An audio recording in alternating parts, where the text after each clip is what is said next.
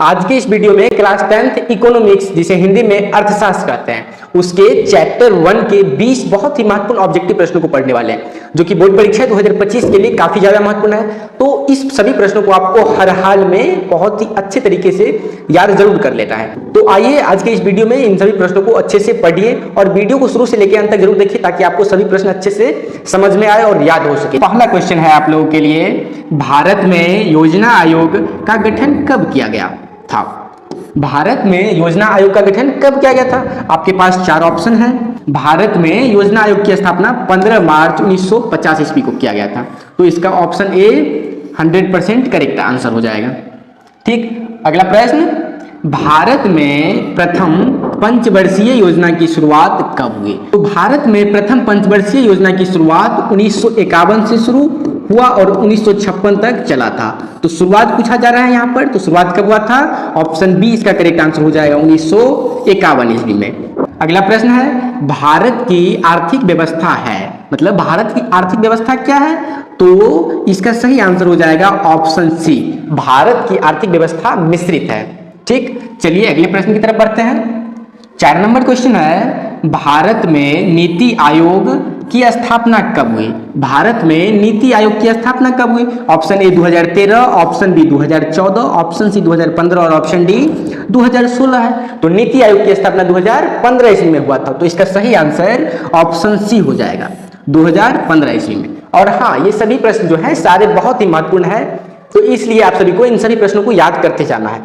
चलिए अगला प्रश्न है, बिहार में किसकी प्रधानता है? तो आप सभी को पता होगा बिहार में किसकी प्रधानता है? कृषि की। अगला प्रश्न, क्वेश्चन नंबर 6 है, बिहार के विकास में सबसे बड़ी बाधा क्या है? तो बिहार के विकास में सबसे बड़ी बाधा क्या है? तो इसका ऑप्शन सी हो जाएगा, ऑप्शन सी बाढ़। बिहार के विकास में सबसे बड़ी बाधा बाढ़ है। ठीक, अगला प्रश्न, बिहार में विभाजन के पश्चात, मतलब बिहार जब अलग हुआ तो उसके बाद बिहार में कौन सा उद्योग बच गया? तो इसका सही आंसर क्या हो जाएगा? बिहार विभाजन के बाद सिर्फ और सिर्फ बिहार में चीनी उद्योग बच गया था। इसका सही आंसर हो जाएगा ऑप्शन सी। अगला प्रश्न, बिहार में जीवन यापन का मुख्य साधन क्या है? मतलब बिहार के लोग अपना जीवन यापन किस प्रकार करते हैं? तो आप सभी को पता होगा कि कृषि से करते हैं। तो इसका सही आंसर हो जाएगा ऑप्शन बी। नेक्स्ट प्रश्न पर चलिए। अगला प्रश्न, किस क्षेत्र को प्राथमिक क्षेत्र कहा जाता है? किस क्षेत्र को प्राथमिक क्षेत्र कहा जाता है? तो कृषि क्षेत्र को प्राथमिक क्षेत्र कहा जाता है। नेक्स्ट प्रश्न है, किस क्षेत्र को द्वितीयक क्षेत्र कहा जाता है? किस क्षेत्र को द्वितीयक क्षेत्र कहा जाता है? 4 ऑप्शंस हैं। ऑप्शन ए विद्युत, ऑप्शन बी कृषि, ऑप्शन सी मोबाइल और ऑप्शन डी इनमें से सही। तो इसका सही आंसर क्या होगा? विद्युत होगा। क्या होगा? ऑप्शन ए, द्वितीय क्षेत्र विद्युत को कहा जाता है। ठीक, अगला प्रश्न, योजना आयोग को भंग करके कौन सा आयोग बना?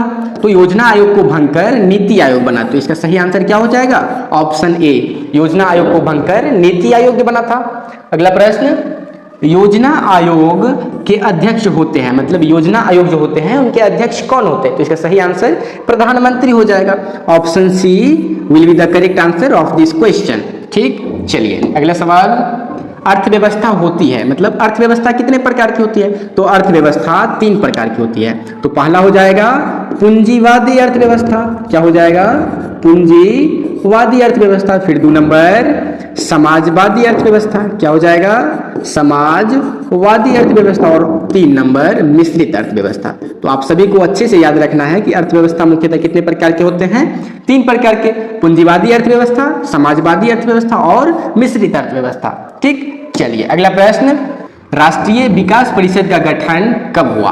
मतलब विकास परिषद का गठन कब हुआ? तो देखिए यह प्रश्न जो है बोर्ड परीक्षा में बार बार पूछे जाते हैं, तो इसलिए आपको याद रखना है 1952 ईस्वी में राष्ट्रीय विकास परिषद का गठन हुआ था। ठीक है, चलिए नेक्स्ट क्वेश्चन, ऊर्जा के मुख्य स्रोत क्या है? मतलब किन चीजों से हम ऊर्जा प्राप्त करते हैं, किन चीजों से हमें ऊर्जा मिलती है? तो यहाँ पर देखिए ऑप्शन ए कोयला, कोयला से ऊर्जा प्राप्त होती है। पेट्रोलियम ऑप्शन बी है, इससे भी ऊर्जा प्राप्त होती है। और सी नंबर, इससे भी ऊर्जा प्राप्त होती है। तो इस क्वेश्चन का सही आंसर क्या हो जाएगा? ऑप्शन डी, इनमें से सभी से हमें क्या होता है? इनमें से सभी से हमें ऊर्जा प्राप्त होता है। ठीक है, चलिए अगला प्रश्न, प्लास्टिक मुद्रा है प्लास्टिक मुद्रा क्या है? तो इसका सही आंसर हो जाएगा एटीएम। एटीएम जो हम लोग यूज करते हैं वो कैसी मुद्रा है? एटीएम एक प्लास्टिक मुद्रा है। अगला प्रश्न क्या है? अंग्रेजों ने भारतीय अर्थव्यवस्था का क्या किया? अंग्रेज जो थे वो भारतीय अर्थव्यवस्था का क्या किए? तो अंग्रेजों ने भारतीय अर्थव्यवस्था का शोषण किया। क्या किया? शोषण। ऑप्शन बी इसका करेक्ट आंसर। अगला प्रश्न, मानव पूंजी के प्रमुख घटक है, मतलब मानव पूंजी के प्रमुख घटक कौन कौन से हैं? तो यहाँ पर देखिए ऑप्शन आपके पास ज्ञान, कौशल, अनुभव और इनमें से सभी। मानव पूंजी के प्रमुख घटक क्या हो जाएगा? इनमें से सभी। ज्ञान, कौशल और अनुभव तीनों हो जाएंगे। ठीक है। अगला प्रश्न, फूट डालो और राज करो की नीति किसने अपनाई थी? तो फूट डालो और राज करो की नीति किसने अपनाई? ऑप्शन बी इसका सही आंसर हो जाएगा, अंग्रेजों ने। अंग्रेजों ने किस प्रकार की नीति अपनाई? फूट डालो और राज करो की नीति अपनाई थी। ठीक है। चलिए अगला प्रश्न, आज के सेशन का लास्ट प्रश्न है, आर्थिक क्रियाओं का उद्देश्य क्या होता है? आर्थिक क्रियाओं का मुख्य उद्देश्य क्या होता है? तो इसका सही आंसर हो जाएगा जीविकोपार्जन। इसको आपको याद रखना है कि आर्थिक क्रियाओं का मुख्य उद्देश्य जीविकोपार्जन होता है। उम्मीद करता हूं ये सभी प्रश्न आपको अच्छे से समझ में आ गए होंगे और आप लोग इस सभी प्रश्नों को याद जरूर कर लीजिएगा। प्यारे साथियों, हमारा यह सीरीज जो है इंपोर्टेंट क्वेश्चन का सीरीज, क्वेश्चन बैंक सीरीज, आज चैप्टर वाइज एमसीक्यू, तो ये सारी सीरीजें रेगुलर चलेगी और डेली वीडियो जाएगी। तो आप लोग हमारे इस चैनल को सब्सक्राइब करके इन चीजों का जरूर लाभ उठाएं ताकि आप बोर्ड परीक्षा में अच्छे से अच्छे अंक ला सकें।